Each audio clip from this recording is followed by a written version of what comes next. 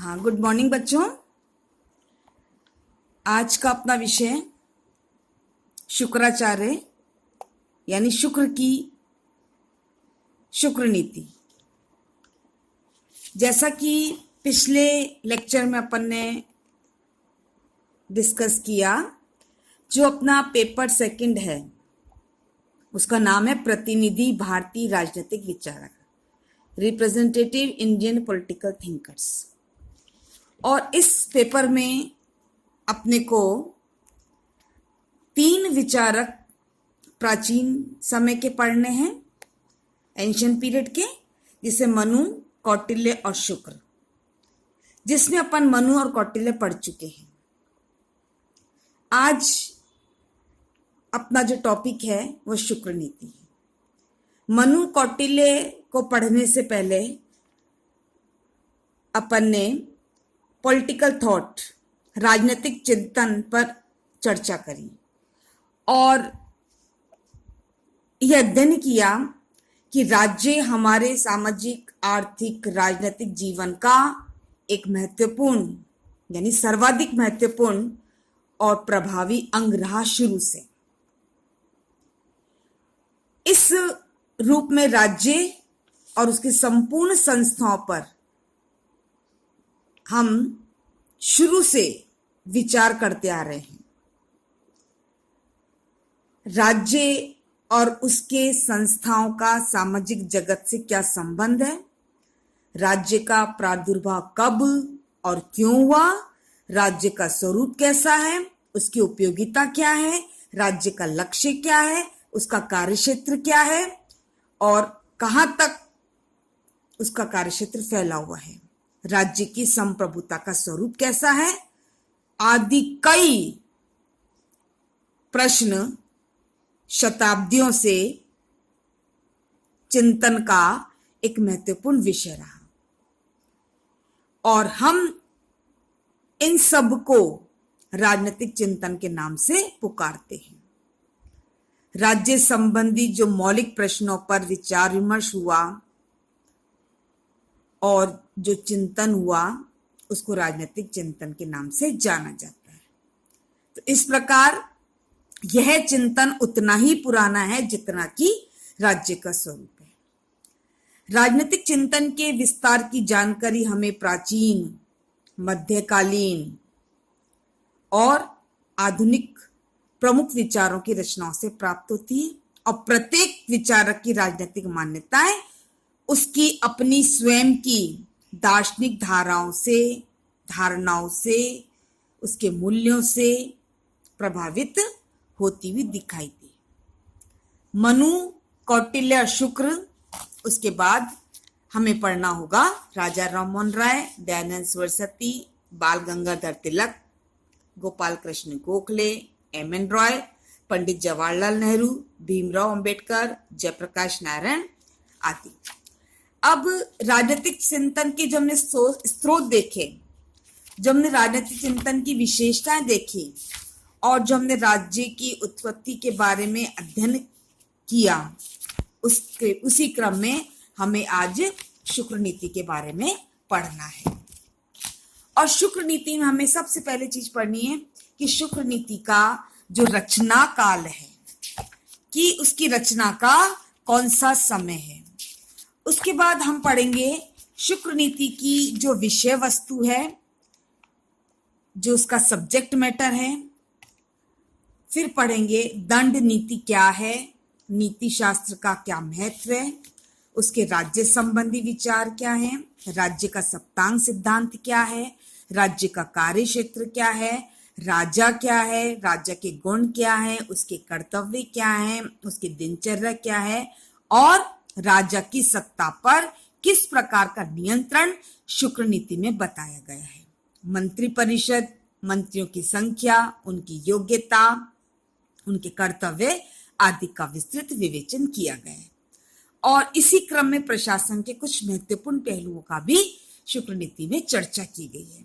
न्यायिक व्यवस्था कैसी होनी चाहिए, दंड का क्या सिद्धांत है और वैदेशिक संबंधों के संचालन में शुक्र नीति ने क्या कहा है। शुक्र नीति के अनुसार सामाजिक व्यवस्था कैसी होनी चाहिए और एंड में, अंत में शुक्र नीति का मूल्यांकन और भारतीय चिंतन को उसकी क्या देन रही है इसका अपन अध्ययन करेंगे। तो सबसे पहले इस नीति सार का जो राजा रात दिन चिंतन करेगा वही राजभार को उठाने में समर्थ होगा। शुक्र नीति के समान दूसरी और कोई नीति तीनों लोक में नहीं है। व्यवहारी मनुष्यों के लिए शुक्र ही नीति है और सब कुनीति है। ये शुक्राचार्य ने कहा है। क्या कहा है कि जो इस नीति का रात दिन चिंतन करेगा, मनन करेगा, विचार करेगा, उसी के अनुसार चलेगा तो वह राजा राजभार को उठाने में समर्थ अवश्य होगा।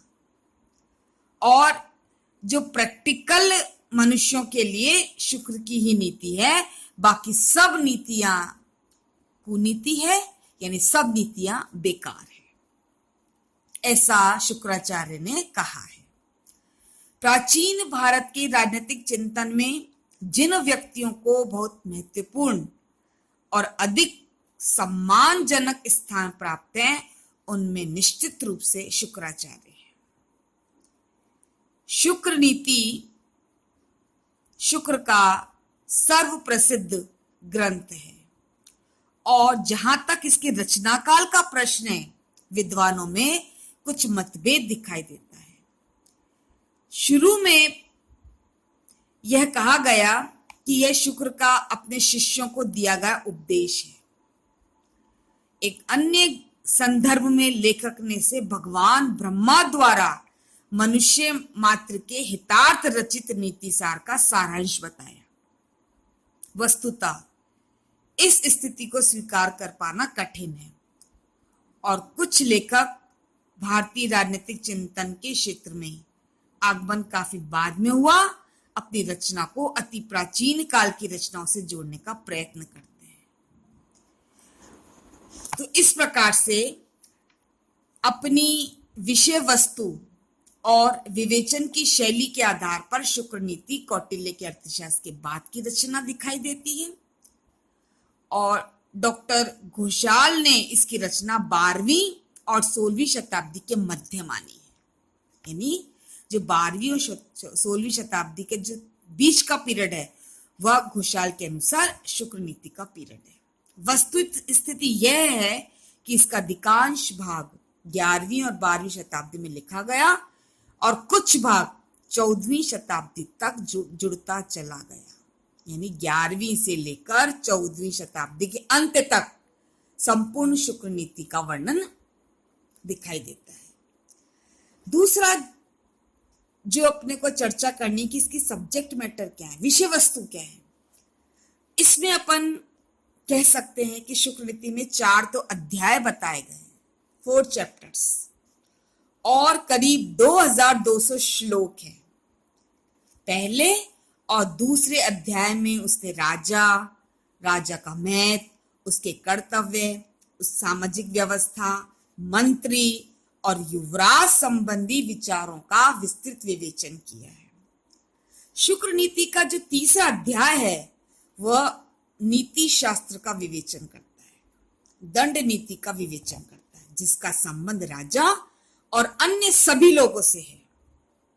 और चौथा अध्याय जो सबसे बड़ा है, जिसे मिश्र अथवा विविध विषय प्रकरण के नाम से दिया गया, यानी इसमें बहुत सारे अध्याय, बहुत सारे टॉपिक्स का वर्णन किया गया है। इस प्रकार शुक्र नीति में शासन काल से कहीं अधिक विषय सामग्री है। इसमें सदाचार और संपूर्ण नैतिकता का विवेचन किया गया है और शासन कला तो उसका एकमात्र अंग है, यद्यपि वह सबसे महत्वपूर्ण है। अब प्रश्न आता है कि शुक्र नीति ने जो नीति शास्त्र का महत्व बताया है,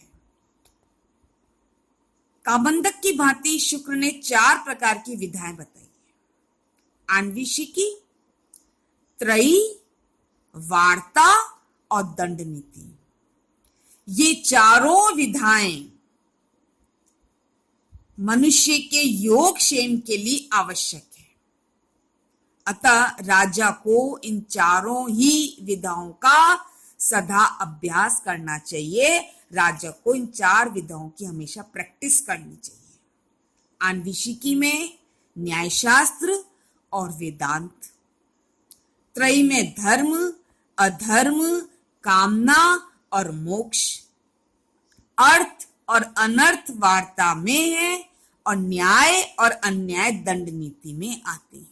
ये ज्ञान की विभिन्न शाखाएं हैं जिनका अध्ययन, जिनका अभ्यास, जिनकी प्रैक्टिस राजा को निरंतर करनी चाहिए, ऐसा शुक्र नीति में कहा गया है। दुष्टों के दमन को दंड कहते हैं। इसी कारण राजा दंड रूप है और राजा की नीति दंड नीति है। क्या कहा उसने? दुष्टों को दमन देना दंड कहलाता है। और चूंकि राजा दंड का रूप है और राजा की नीति दंड नीति है, राजा को अधिकार है जो दुष्ट व्यक्ति हैं समाज के, उनको दंड देना। तो चार प्रकार की विधाओं का जो ज्ञान की प्रमुख शाखाएं हैं, समय समय पर निरंतर राजा को इनका अध्ययन करना चाहिए, अभ्यास करना चाहिए। शुक्र नीति के अनुसार ज्ञान की अन्य शाखाएं जीवन के किसी विशेष पक्ष से संबंधित है। अतः उनकी योग्यता, उनकी उपयोगिता, उनका महत्व सीमित है। केवल दंड नीति या नीति शास्त्रीय ज्ञान की प्रमुख शाखा है जो स्वयं में पूर्ण है, जो स्वयं में स्वायत्त है। इस स्वायत्तता और पूर्णता के कारण ही सभी लोगों के उत्थान और सामाजिक व्यवस्था को सुरक्षित रखने के उपाय इस दंड नीति और नीति शास्त्र की परिधि में आते हैं। जहां तक ज्ञान की अन्य शाखाएं हैं, राजनीतिक ज्ञान के अधीन है। धर्म, अर्थ, काम का मूल आधार और मोक्ष को सुनिश्चित करने वाला तत्व दंड नीति या नीति शास्त्र को ही माना जा सकता है। शुक्र के अनुसार राजा को बड़ी मेहनत से, परिश्रम से नीति शास्त्र का अध्ययन करना चाहिए। प्रजा का पालन, दुष्टों का नाश, ये दो राजा के परम धर्म है। यानी प्रजा का हित, प्रजा का कल्याण और जो दुष्ट हैं उनका नाश करना राजा के दो परम धर्म है। इन दोनों का पालन नीति के बिना नहीं हो सकता। किन दोनों का पालन? प्रजा के हितों की रक्षा, प्रजा के हितों की पालना और दुष्टों का नाश, ये नीति शास्त्र के बिना संभव नहीं है। इस प्रकार यह नीति संपूर्ण लोक का व्यवहार स्थित करती है। राजा को अपने हित के उद्देश्य से ऐसी नीति का निरंतर प्रयोग करते रहना चाहिए जिससे सारा राष्ट्र बिना प्रेरणा के ही राज्य और राजा के हित में तत्पर हो जाए। यानी समय समय पर राजा को इन दोनों जो प्रमुख कार्य बताए हैं, प्रजा का हित और दुष्टों का नाश, और इन दोनों कार्यों को किस तरह से करेगा? वो इस नीति शास्त्र के तहत करेगा। और इसी क्रम में राज्य के बारे में शुक्र ने अपने विचार प्रस्तुत किए और सबसे पहले उसे राज्य के सप्तांग सिद्धांत का उल्लेख किया। प्राचीन भारत के राजनीतिक चिंतन में राज्य के प्रसंग में सप्तांग सिद्धांत को मान्यता प्राप्त रही है। अपन ने मनु को पढ़ा, अपन ने कौटिल्य को पढ़ा और इन्होंने राज्य के 7 अंग का वर्णन किया और इसकी तुलना मानव शरीर के अंगों से करी। उसी प्रकार शुक्र ने राज्य के 7 अंग बताए।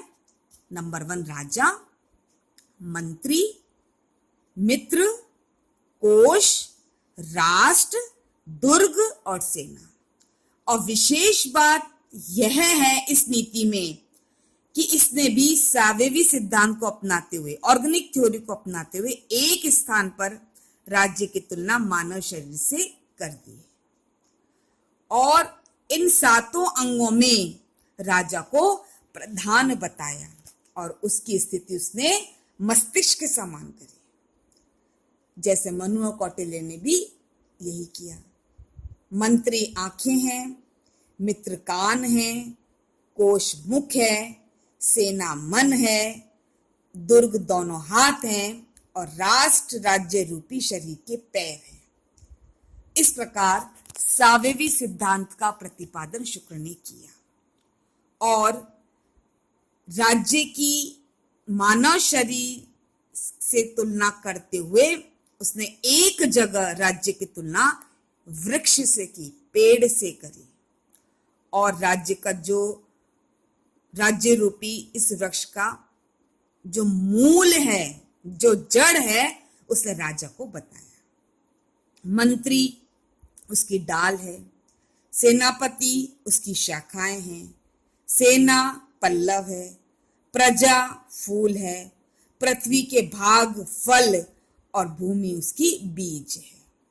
डॉक्टर घोषाल शुक्र द्वारा अपनाई गई इस धारणा के संबंध में लिखते हैं कि लेखक ने राज्य की शरीर और वृक्ष जो उपमाएं दी हैं, मानव शरीर से और वृक्ष के अंगों से जो उपमाएं दी हैं, उससे यह स्पष्ट होता है कि उसने पूर्व आचार्यों की अपेक्षा अखंडता व अंतर के सिद्धांतों पर आधारित आंगिक एकता को अधिक अच्छे रूप में समझा और उसके महत्व को दर्शाने का प्रयास किया।